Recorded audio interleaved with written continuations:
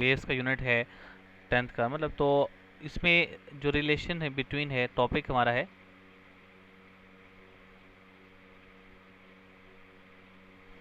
Relation between wave speed, frequency and wavelength.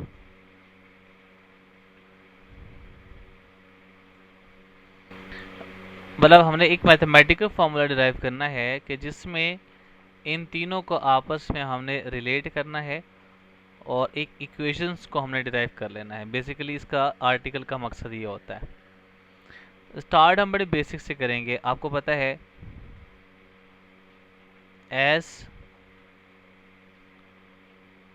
We know that distance travel by a wave in unit time is। हमारे पास जो भी wave होगी वो अगर कोई भी डिस्टेंस कवर कर रही है इज गिवन बाय, हमारे पास जो स्पीड का फार्मूला होता है, जो बेसिक फार्मूला हम पढ़ के आ रहे होते हैं वो क्या होता है, v is equals to s divided by t. ये फार्मूला हमारे पास होता है। आप इसको नाम देते लेट दिस इक्वेशन नंबर 1। देखिए हम यहाँ पे वेव की बात करते हैं। सपोज कर लें कि मैं एक वेव ड्रॉ कर देता हूँ। वो वेव सपोज कर लें कि मैं यहाँ पे ट्रांसवर्स वेव की बात कर लेता हूँ लेट से। अच्छा, जब हम ट्रांसवर्स वेव की बात करते हैं तो मुझे ये बात पता है कि ट्रांसवर्स वेव्स जब प्रोपेगेट करती है तो वो प्रोपेगेट करती है बेसिकली क्रस्ट और ट्रफ की फॉर्म में। ये बात मुझे पहले से हमें पता है क्योंकि हमने पढ़ी है। क्रस्ट और ट्रफ की फॉर्म में ये फर्दर प्रोपेगेट करती है। तो मैं एक रैंडमली क्रस्ट और ट्रफ को ड्रॉ करता हूँ। ये क्रस्ट हो गया, ये क्रस्ट है और ये आपके पास क्या है, ट्रफ है। तो distance between two consecutive crest और trough is known as the wavelength. और अगर मैं बात करूँ यहाँ पे, मैं इसको कंप्लीट लिखता हूँ, दिस इज द ट्रफ। और एक साइकिल के अंदर ये देखिए ना, ये हमारे पास एक कंप्लीट टाइम पीरियड हो जाता है यहाँ पे। क्यों, कैसे पता चला? क्योंकि यहाँ से इसके बाद ये वेव दोबारा रिपीट हो रही है। तो जो रिपीटेशन स्टार्ट हो जाए तो वहाँ पे एक टाइम पीरियड कंप्लीट हो जाता है, एक साइकिल कंप्लीट हो जाता है। So time required to complete one cycle is known as the time period. उसको हम कैपिटल टी से डिनोट करते हैं। And the distance between two consecutive crest और trough is known as the wavelength. तो देखिए, जब भी हम वेव की बात करेंगे तो वेव को हम कह सकते हैं कि वो in the form of wavelength distance cover किए जा रही है। 1 wavelength, 2 wavelength, 3 wavelength and so on. और उसके लिए जो हमारे पास टाइम होता है वो कैपिटल टी से रिप्रेजेंट करते हैं, इसको हम टाइम पीरियड कहते हैं। तो मैं ये बात इस तरह से लिख सकता हूँ कुछ, मैं इसको इस तरह से लिखता हूँ कि the distance travelled by wave, the distance travelled by a wave is equals to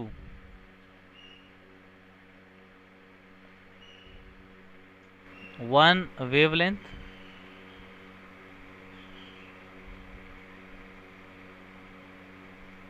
and इसको आप बेशक लैम्डा साथ में ब्रैकेट भी लिख लें। और जिस टाइम में ये कवर्ड होता है, which is covered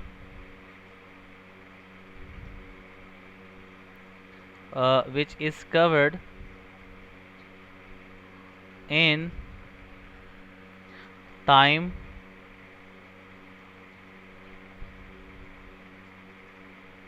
equals to the time period, equals to the time period, आप इसको कैपिटल टी का नाम दे दें, ठीक है। इट मीन्स कि जो इक्वेशन 1 है उसमें आपने क्या करना है, आप यहाँ रिप्लेस कर दें, एस को आप रिप्लेस कर दें लैम्डा से, एंड स्मॉल टी को आप रिप्लेस कर दें कैपिटल टी को। In equation number 1 we get, तो ये क्या बन जाएगा, ये बनेगा v is equals to lambda divided by T.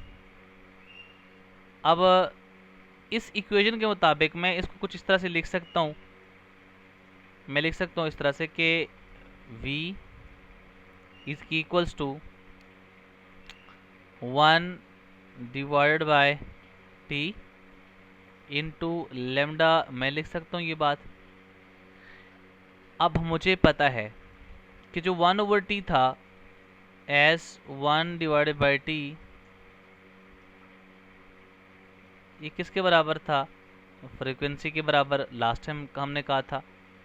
तो मैं बात लिख सकता हूँ कि वी इज इक्वल टू क्या बनेगा, 1/t की जगह मैं लिखूँगा एफ, और ये आपके पास लेमडा लिख लिया। देखिए हमारे पास ये तीन चीज़ें आपस में रिलेट हो रही हैं।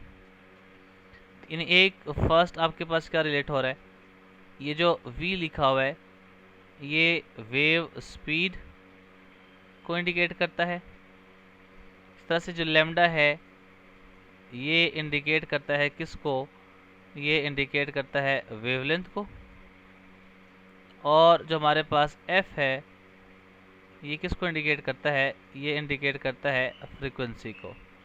तो यही लिखा हुआ था, relation between wave speed, frequency and the wavelength. तो ये तीनों चीज़ आपस में रिलेट हो गई हैं, तो यहाँ पे ये एक वेव इक्वेशन आपके पास बन गई है, ठीक है। अच्छा, ये जो हमारे पास v लिखा हुआ है ये तो हमारे पास एक स्पीड है जो किसी वेव की हो सकती है। तो अगर मैं इस बात को इस तरह से लिखूं, सपोज कर लें इसी इक्वेशन को मैं अगर लिखूंगा c is equals to f lambda, simple क्या किया मैंने, v को रिप्लेस कर दिया किससे, c से। इसका मतलब है ये इक्वेशन किसके लिए बन गई, फॉर इलेक्ट्रो मैग्नेटिक वेव। तो ये इलेक्ट्रोमैग्नेटिक वेव के लिए आपके पास इक्वेशन बन गई। क्यों, क्योंकि इलेक्ट्रोमैग्नेटिक वेव्स जो होती हैं उसकी स्पीड जो होती है वो स्पीड ऑफ लाइट के बराबर होती है, तो इसलिए v की जगह हमने c लिख लिया है। So c is equal to f lambda हमारे पास इक्वेशन आ जाती है। अच्छा, अब हमारे पास क्या है नेक्स्ट, अगर आप उसको प्रोसीड करेंगे फर्दर तो इससे रेलेवेंट अभी हमने क्वेश्चंस करने हैं, तो हम क्वेश्चन की बात कर लेते हैं और फिर आगे हम इससे प्रोसीड करेंगे फर्दर। तो relation between frequency time period तो हमारे पास हो गया। अब हमने इससे रेलेवेंट क्वेश्चन देखने के क्वेश्चन किस तरह से पूछे जा सकते हैं न्यूमेरिकली, अगर हम सॉल्व करना चाहें तो फिर न्यूमेरिकल हम किस तरह से सॉल्व करेंगे। अब यहाँ पे न्यूमेरिकल्स आपने सॉल्व करने, तो मैं एक मैथमेटिकल फार्मूला लिख देता हूँ। पहले हमारे पास फार्मूला था, हमने कहा कि जो फार्मूला हमारे पास है, this formula is as v is equals to f lambda. इस फार्मूले को हमने यहाँ पे यूज़ करना है। अब फर्स्ट क्वेश्चन अगर आप देखेंगे तो बहुत सारे एग्जांपल्स भी हम आपको मिल सकती हैं और क्वेश्चन भी मिल सकता है, लेकिन हम न्यूमेरिकल प्रॉब्लम नंबर 1 की बात करेंगे जो एक्सरसाइज का न्यूमेरिकल है, ठीक है। नंबर 1,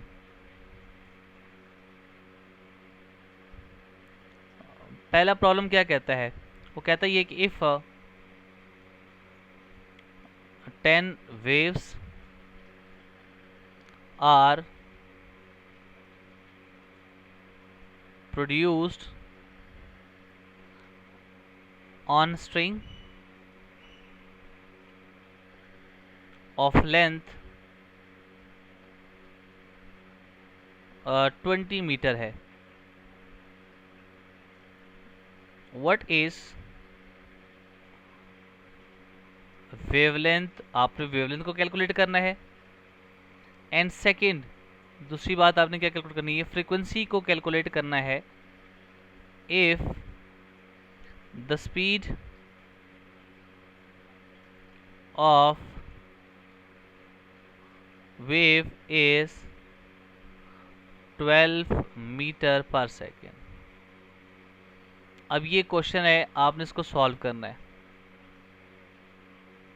सबसे पहले आप गिवन डाटा लिख ले, जो आपको पता है, जो आपको गिवन है। नंबर वन, पहली चीज जो मुझे पता है वो है number of waves. Number of waves हमारे पास कितनी है, 10 है। आप इसको n से डिनोट कर सकते हैं। सेकेंड, हमारे पास क्या है, लेंथ ऑफ द स्ट्रिंग, उसको आप कैपिटल से L से डिनोट कर लें, वो कितना है, 20 मीटर है। और सेकेंड थर्ड जो चीज़ हमें पता है वो क्या है, स्पीड है, वो हमें पता है कितनी है, 12 मीटर पर सेकेंड है। What we have to find, आपने क्या फाइंड करना है, एक पहली चीज़ जो आपने फाइंड करनी है उसके अंदर, उसने कहा है कि वेवलेंथ कैलकुलेट कर लें। और सेकंड, उसने फ्रीक्वेंसी का कह दिया है।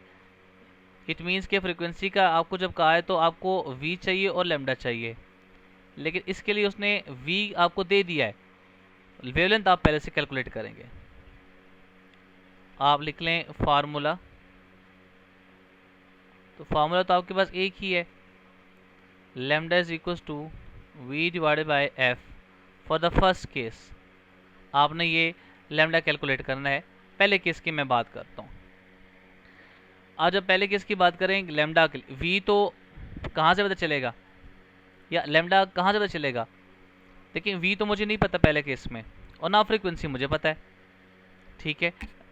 तो इसलिए मैं ये वाला फार्मूला अप्लाई नहीं कर सकता। जब मैं ये अप्लाई नहीं कर सकता तो फिर मैं कौन सा फार्मूला अप्लाई करूँगा, आप फार्मूला लगाएंगे इसके ऊपर, लास्ट टाइम हमने डिस्कस किया था, capital L divided by n। अब लेंथ तो मुझे पता है, lambda is equals to, length मुझे कितने गिवन है, वो गिवन है 20, और नंबर ऑफ वेव्स कितने गिवन है, वो हमारे पास गिवन है 10। So lambda is equals to कितना आया, 2 मीटर मेरे पास आ गया। सो पहला केस तो हमारे पास सॉल्व हो गया कि हमने वेवलेंथ कैलकुलेट कर ली। दूसरे केस में हमें क्या चाहिए था, फ्रीक्वेंसी चाहिए थी। f की वैल्यू हमें नहीं पता। अब उसके लिए f is equals to v divided by lambda मैं लगा सकता हूँ। क्यों, लैम्डा मुझे पता चल गया यहाँ पे है, और v मुझे पता है वो ये है। तो लैम्डा की वैल्यू कितनी है, लैम्डा हमारे पास है 2 और v मेरे पास है 12। सो 12 डिवाइड बाई क्या बनेगा, 2, कैंसिल होके फ्रीक्वेंसी की वैल्यू कितनी आ जाएगी, 6 हर्ट्ज आ जाएगी। So this is the frequency of the wave. ये आपका पहला न्यूमेरिकल जो एक्सरसाइज का है वो सॉल्व हो जाता है।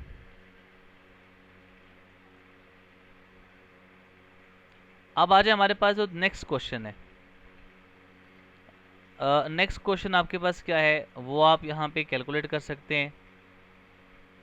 इसी v is equals to f lambda की इक्वेशंस में हमने यूज़ करना है। सेकंड क्वेश्चन ज़रा देख लें आप। सेकंड क्वेश्चन के अंदर बहुत सारी चीज़ें आपसे पूछी गई हैं कि आपने फाइंड करनी है। क्वेश्चन ये है, वो कहता है कि in a ripple tank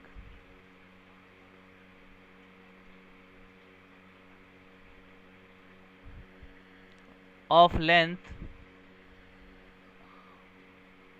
1.5 meter, waves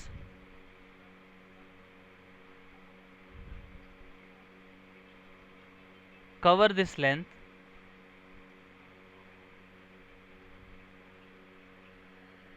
in 2 seconds। Time आपको गिवन है। If distance between two consecutive crust and trough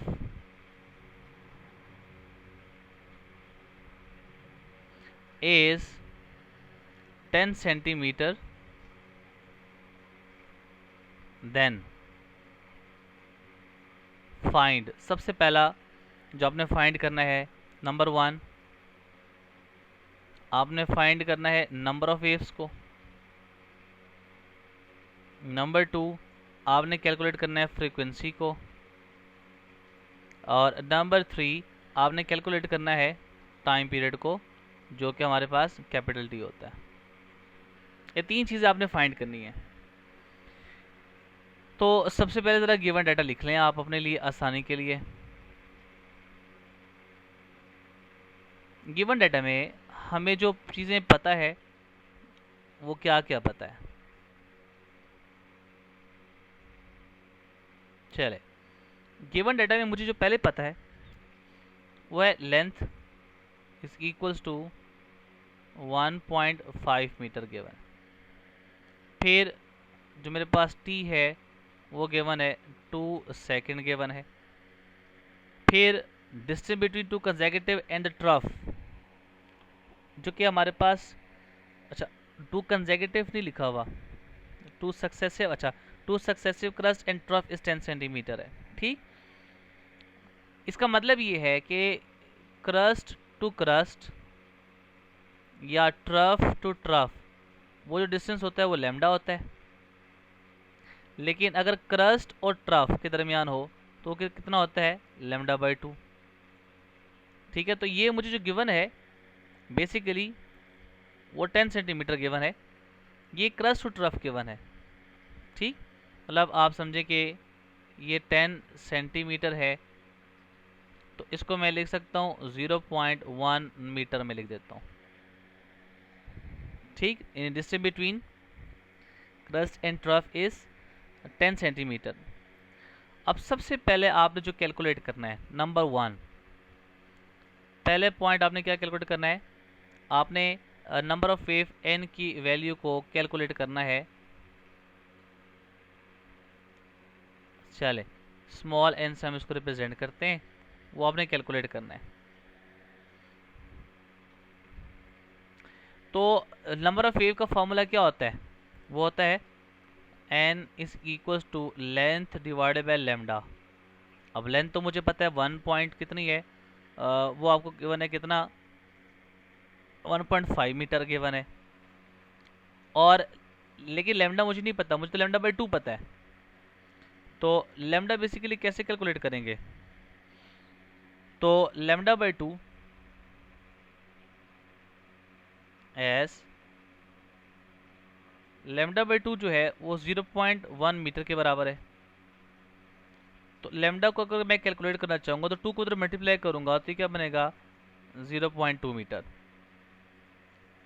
अब इसे पुट कर दे, n is equals to length कितना है, वो आपके पास है 1.5 मीटर।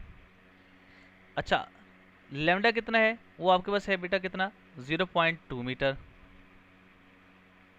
आप इसको सॉल्व करें, यह आएगा 7.5 वेव्स आ जाएंगी।